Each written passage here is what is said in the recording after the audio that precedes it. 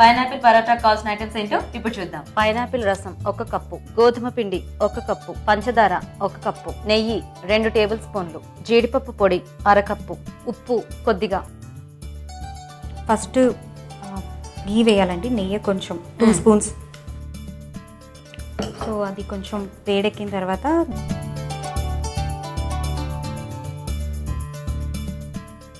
So అయితే మనం ఈ పైనాపిల్ ని పల్ప్ తో పాటే వేసేసుకుంటున్నాం, దాన్ని స్ట్రెయిన్ చేయట్లేదు మళ్ళీ. లేదు, షుగర్ కూడా కొంచెం యాడ్ చేసుకోవాలి. ఓకే. సో దగ్గర పడిపోతుంది కదండి, దానిలో ఈ క్యాషూ నట్ పౌడర్ ఉంది కదా, ఇది కూడా యాడ్ చేసేసుకోవాలండి. Okay okay. సో ఇది బాగా దగ్గరికి వచ్చేసిందండి. ఓకే. సో ఇంకా తీసేసుకోవచ్చు. చేసేద్దామా?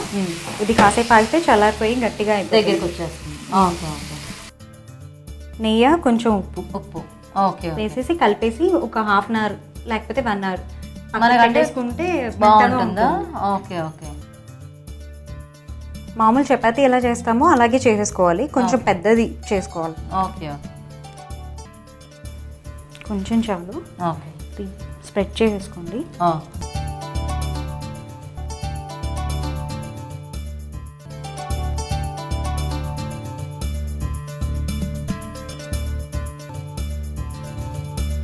ఓకే సరిపోతుందండి. అయిపోతుంది. సో చూసారు కదండి, చక్కగా పైనాపిల్ పరోటా రెడీ అయిపోయింది.